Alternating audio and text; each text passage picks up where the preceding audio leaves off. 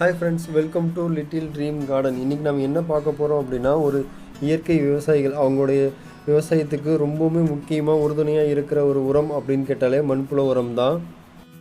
So நம்மளும் நம்ம வீட்டு மாடி தோட்டத்தில் ஒரு செடி வளர்த்தினாலும் நம்மளும் ஒரு விவசாயி தான். ஸோ அந்த மாதிரி நம்மளுடைய மாடி தோட்ட விவசாயத்துக்கும் நம்ம பெருசாக ஒரு நம்மளுடைய செடியோட க்ரோத்துக்கு உறுதுணையாக இருக்கிறது அப்படின்னு கேட்டால் இந்த ஒரு மண்புழு உரம் தான்.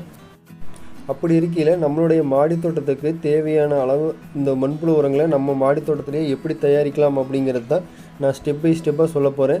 ஸோ வீடியோவை ஸ்கிப் பண்ணாமல் கடைசி வரைக்கும் பாருங்கள். அதுக்கு முன்னாடி நம்ம சேனலை சப்ஸ்கிரைப் பண்ணாதவங்க சப்ஸ்கிரைப் பண்ணிடுங்க. கூடவே பக்கத்தில் இருக்கிற பெல் பட்டனையும் கிளிக் பண்ணிடுங்க. ஓகே ஃப்ரெண்ட்ஸ், இப்போ நம்ம வாங்க ஸ்டெப் பை ஸ்டெப்பாக பார்க்கலாம் அது எப்படிங்கிறத மண்புழு உரம் தயாரிக்கிறத. ஸோ நான் பார்த்தீங்க அப்படின்னா இந்த மாதிரி ஒரு டிப்பர் தான் எடுத்திருக்கேன். இந்த டிப்பரில் வந்து நிறைய ஹோல்ஸ்லாம் இருக்கும். ஸோ அந்த ஹோல்ஸில் வந்து அந்த மக்கிய மாட்டு சாணம் வெளியே போகாமல் இருக்கிறதுக்காக நான் இந்த மாதிரி ஒரு சாக்கு பை யூஸ் பண்ணிக்கிறேன். ஸோ நீங்கள் வந்து டிப்பர் தான் யூஸ் பண்ணணும் அப்படிங்கிறது கிடையாது. நீங்கள் க்ரோ பேக்கே இருந்தாலும் க்ரோ பேக் யூஸ் பண்ணலாம், இல்லை 20 லிட்டர் வாட்டர் கேன் இருந்தாலும் அந்த வாட்டர் கேன் யூஸ் பண்ணலாம். ஸோ நான் இந்த மாதிரி ஒரு மலக்கு அந்த சாக்கு பை போட்டுட்டு ரெண்டாவதாக பார்த்தீங்க அப்படின்னா நான் வந்து இந்த மாதிரி தேங்காய் மட்டைகளெல்லாம் எடுக்கிறேன். ஸோ இந்த தேங்காய் மட்டை பார்த்தீங்க அப்படின்னா வந்து ஈரப்பதத்தை வந்து ஈரத்தை வந்து நல்லா அப்சர்வ் பண்ணி வச்சுக்கும். ஸோ எப்போவுமே ஈரப்பதமாக இருக்கும். அப்படி இருக்கல அந்த மண்புழுக்கு வந்து ஒரு நல்ல இருப்பிடமாகவே இருக்கும். அதுக்காக நான் வந்து ஒரு லேயர் வந்து தேங்காய் மட்டையில் அடுக்கிறேன். நான் இந்த தேங்காய் மட்டைகள்லாம் ஒரு லேயர் அடுக்கினதுக்கப்புறமா இந்த மக்கிய மாட்டு சாணங்களெல்லாம் நான் எடுத்து போடுறேன். ஸோ இது பார்த்திங்க அப்படின்னா கிட்டத்தட்ட ஒரு 2லேருந்து ஒரு 3 மாதம் நல்லா மக்க வச்சு மண் மாதிரி நல்லா உதிரியாக இருக்குது. ஸோ கிட்டத்தட்ட வந்து நான் ஒரு அரை டிப்பருக்கு நான் இது போட்டுக்கிறேன். ஸோ நீங்கள் வந்து மக்கிய மாட்டு சாணம் தான் யூஸ் பண்ணணும் அப்படிங்கிறது கிடையாது. ஸோ அந்த ஆட்டு சாணம், அதாவது இந்த ஆட்டுப்புழுக்கு அப்படிங்கிறாங்களே, அதுவும் கூட நீங்கள் ஒரு 2லேருந்து 3 மாதம் நல்லா மக்க வச்சு அதுக்கப்புறம் யூஸ் பண்ணிக்கலாம். ஸோ நான் வந்து இதில் வந்து மாட்டு சாணம், மக்கிய மாட்டு சாணமும் அப்புறம் காஞ்ச இலைதலைகள் இது மட்டும்தான் யூஸ் பண்ணிக்கிறேன். ஸோ அந்த ஆட்டுப்புழுக்கு அப்படிங்கிறத நான் யூஸ் பண்ணலை, என்கிட்ட இப்போதைக்கு இல்லை. இது வந்து பார்த்திங்கன்னா காஞ்ச இலைதலைகள்லாம் இருந்தது அப்படின்னா நம்ம அதுவும் ஒரு லேயர் போட்டுட்டு அதுக்கப்புறம் திருப்பியும் நம்ம இந்த மக்கிய மாட்டு சாணங்களை போட்டு ஸோ இந்த டிப்பரை ஃபுல் பண்ணிக்கலாம். கிட்டத்தட்ட இந்த டிப்பரை ஃபில் பண்ணதுக்கப்புறமா ஒரு 5லேருந்து ஒரு 6 நாளைக்கு இதை வந்து நல்லா டெய்லி வாட்டர் ஸ்ப்ரே பண்ணி ஈரப்பதமாகவே நம்ம மெயின்டைன் பண்ணிகிட்டே இருக்கணும். ஸோ நான் இந்த டிப்பரை ஃபில் பண்ணி அப்படியே ஒரு 5 நாளைக்கு ஓரமாக எடுத்து வச்சுருவேன். அடுத்ததாக பார்த்திங்கன்னா இந்த டிப்பரில் வந்து நான் ஒரு 6 நாளைக்கு முன்னாடியே ரெடி பண்ணி வச்சது தான். ஸோ அந்த மாதிரி சாகு போட்டு அதுக்குள்ளே தேங்காய் மட்டைகள்லாம் போட்டு மக்கிய மாட்டு சாணங்கள்லாம் போட்டு நான் இது வந்து 6 நாளைக்கு முன்னாடியே ரெடி பண்ணி வச்சுருந்தேன். இப்போ இதில் தான் வந்து நம்ம இதை நல்லா கிளறி விட்டுட்டு இதில் வந்து மண்புழுக்களை எடுத்து விட போகிறோம். ஸோ அந்த மண்புழுக்கள் வந்து இதை நல்லா சாப்பிட்டு, அதாவது இந்த மாட்டு சாணத்தை சாப்பிட்டு அது கொடுக்குற கழிவு தாங்க நம்மளுக்கு வந்து மண்புழு உரம். ஸோ இப்போ இது வந்து நான் எப்படி இதில் மண்புழு எடுத்து விட்றேன் அப்படிங்கிறதையும் காட்டுறேன் பாருங்கள். ஸோ இதெல்லாம் கிட்டத்தட்ட நல்லா கிளறி விட்டுட்டு இப்போ இதில் தான் வந்து நம்ம மண்புழுக்கள் எல்லாம் எடுத்து விட போகிறோம். ஸோ ஆல்ரெடி நான் வந்து மண்புழுக்கள் சேகரித்து வச்சுருக்கேன். கிட்டத்தட்ட பார்த்திங்கன்னா இந்த மண்புழுக்கள் எல்லாமே வந்து பார்த்திங்கன்னா நம்ம வீட்டு தோட்டத்தை, அதாவது நம்ம வீட்டு முன்னாடி இருக்கிற செடி கொடி மரங்கள் முன்னாடி தான் நான் லைட்டாக அதை கிளற போது அதில் இருக்கிற மண்புழுக்களை எடுத்து தான் நான் சேகரித்து வச்சுருக்கிறேன். கிட்டத்தட்ட ஒரு 10லேருந்து ஒரு 15 மண்புழுக்கள் தான் எடுத்திருப்போம். பட் பார்த்திங்க அப்படின்னா இன்றைக்கி இந்த அளவுக்கு அது வந்து இனப்பெருக்கம் பண்ணியிருக்கு. ஸோ இதுக்கு எல்லாமே காரணம் இந்த மக்கிய மாட்டு சாணம் தாங்க. ஸோ நம்மளுக்கு வந்து இந்த மக்கிய மாட்டு சாணத்துலேருந்து நல்ல ஒரு உரமும் கிடைக்கிது. அதே மாதிரி இந்த மண்புழுக்களும் நல்லா இனப்பெருக்கம் பண்ணி அது இன்னுமே நம்மளுக்கு அந்த உரத்தை வந்து ஈஸியாக பண்ணி கொடுக்குது. ஸோ இதுலேருந்து கிடைக்கிற உரம் தாங்க நம்ம செடிகளோட க்ரோத்துக்கு ரொம்பவுமே ஒரு நல்ல ஒரு ஆரோக்கியமான ஒரு உரம் அப்படின்னே சொல்லலாம்.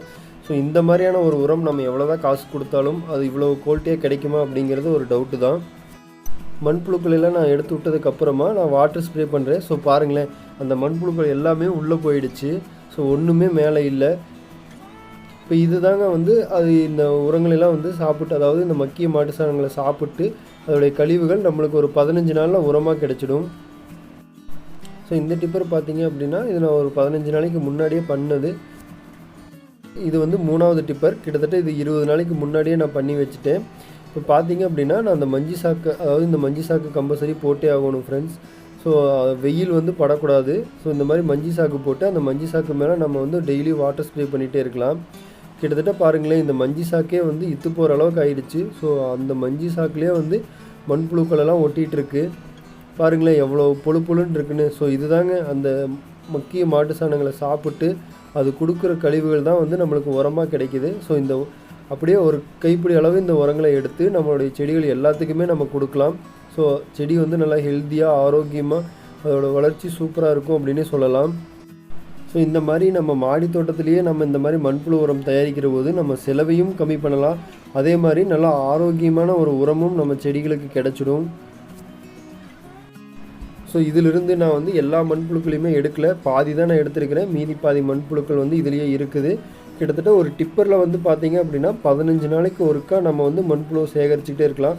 அதாவது நம்ம வந்து ஒவ்வொரு கைப்பிடி எடுத்து எல்லா செடிகளுக்கும் கொடுத்துட்டு அது எவ்வளோ குறைஞ்சிருக்கோ அந்த அளவுக்கு நம்ம மக்கிய மாட்டு சாணங்களை போட்டு நல்லா கிளறி விட்டாலே போதும். திருப்பி அதில் வந்து மண்புழுக்கள் வந்து ரெடி ஆகிட்டே இருக்கும். ஸோ அந்த உரமும் நம்மளுக்கு ரெடி ஆகிட்டே இருக்கும், புழுக்களும் நம்மளுக்கு உற்பத்தி ஜாஸ்தி ஆகிட்டே இருக்கும். கிட்டத்தட்ட நம்ம செடி எவ்வளோ வச்சுருக்கிறோமோ அதுக்கு தகுந்த மாதிரி நம்ம இந்த மாதிரி டிப்பரோ இல்லது க்ரோ பேக்கோ இல்லது 20 லிட்டர் வாட்டர் கேனோ நம்ம வந்து ரெடி பண்ணி வச்சுக்கலாம். கிட்டத்தட்ட 15 நாளைக்கு ஒருக்கா நம்ம ஒரு டிப்பர்லேருந்து நம்ம மண்புழு உரங்களை வந்து நம்ம எடுக்கலாம். ஸோ அதுக்கு தகுந்த மாதிரி நம்மளுக்கு எவ்வளோ தேவையோ அதை நம்ம ரெடி பண்ணி வச்சுக்கலாம். ஸோ வந்து இது மேலே வந்து வெயில் படாமல் பார்த்துக்கணும். ஸோ இது வந்து ஒரு நிழல் பாங்கான இடங்களில் வச்சுட்டு இது மேலே வந்து ஒரு மஞ்சி சாக்கு போட்டு மூடி வச்சுருவோம். கிட்டத்தட்ட வந்து நான் ஒரு நல்ல சாக்காக தான் போட்டேன். பட் 20 நாள்லேயே பாருங்களேன் இந்தளவுக்கு மக்கி போயிடுச்சு. அதுக்கப்புறமா இது வந்து ஒரு நாள் விட்டு ஒரு நாள் நம்ம வந்து வாட்டர் ஸ்ப்ரே பண்ணிகிட்டே இருக்கணும். ஸோ வந்து இதில் ஈரப்பதம் இருந்துக்கிட்டே இருக்கணும். ஸோ இதில் வந்து பார்த்திங்க அப்படின்னா நம்மளுக்கு வந்து மண்புழு உரம் மட்டும் கிடைக்கல, இதுலேருந்து நம்மளுக்கு கம்போஸ்ட் டீயும் கிடைக்குது. ஸோ அது எப்படி பார்த்திங்கன்னா நம்ம வந்து ஒரு நாள் விட்டு ஒரு நாள் வாட்டர் ஸ்ப்ரே பண்ணுற போது அதுலேருந்து ஓவர்லோட் ஆகி கிட்டத்தட்ட இந்த மாதிரி ட்ரைனேஜ் ஹோல்ஸ் வழியாக நம்மளுக்கு வந்து ஒரு கம்போஸ்ட் டீயும் கிடைக்குது. இதை நம்ம சேகரித்து வச்சு ஸோ இந்த கம்போஸ்ட் டீ வந்து பார்த்திங்க அப்படின்னா ஒரு 200 ml எடுத்திங்க அப்படின்னா கிட்டத்தட்ட 1 லிட்டரு தண்ணியில் வந்து டைலூட் பண்ணி இது வந்து எல்லா செடிகளுக்கும் கொடுக்கலாம். கிட்டத்தட்ட வந்து இந்த மண்புழு உரங்கள்லேருந்து அந்த தண்ணி ஓவர்லோட் ஆகி கீழே வர்ற போது ஸோ அந்த மண்புழுக்கள் இருக்கிற எல்லா சத்துக்களுமே வந்து இந்த டீலையும் இருக்கும். ஸோ இதை வேஸ்ட் பண்ணாமல் கிட்டத்தட்ட நம்ம செடிகளுக்கு வந்து இது வேர் வழியாகவும் கொடுக்கலாம். அதே மாதிரி ஸ்ப்ரேயர் மூலிமா செடிகள் மேலேயும் ஸ்ப்ரே பண்ணலாம். ஸோ இது வந்து இலைகள் மேலே ஸ்ப்ரே பண்ணுறதுனால அந்த இலைகளுக்கு நேரடியாக சத்துக்கள் கிடச்சி ஸோ செடியும் நல்லா ஆரோக்கியமாக ஹெல்த்தியாக வளரும். இது வந்து ஒரு பூச்சி விரட்டியாகவும் செயல்படுது. ஸோ நம்மளுடைய மாடி தோட்டத்திலேயே எளிமையான முறையில் மண்புழு உரம் செலவே இல்லாமல் தயாரிக்கிறது எப்படி அப்படிங்கிறத நான் சொல்லிக்கிறேன். ஸோ இந்த வீடியோ பிடிச்சிருந்ததுன்னா மறக்காமல் லைக் பண்ணுங்கள். உங்களுடைய ஃப்ரெண்ட்ஸ்லேயோ இல்லை உங்கள் ஃபேமிலி சர்க்கிள்லேயோ யாராவது மாடி தோட்டம் வச்சுருக்காங்க அப்படின்னு நினச்சிங்கன்னா இந்த வீடியோவை மறக்காமல் அவங்களுக்கு ஷேர் பண்ணுங்கள். இந்த வீடியோ பற்றின ஏதாவது கருத்துக்கள் இருந்ததுன்னா கீழே கமெண்ட் பாக்ஸில் கமெண்ட் பண்ணுங்கள். மறக்காமல் நம்ம சேனலை சப்ஸ்கிரைப் பண்ணுங்கள். கூடவே பக்கத்தில் இருக்கிற பெல் பட்டனையும் கிளிக் பண்ணுங்கள். ஓகே ஃப்ரெண்ட்ஸ், நெக்ஸ்ட்டு ஒரு நல்ல ஒரு வீடியோவில் சந்திக்கும் வரை பாய்.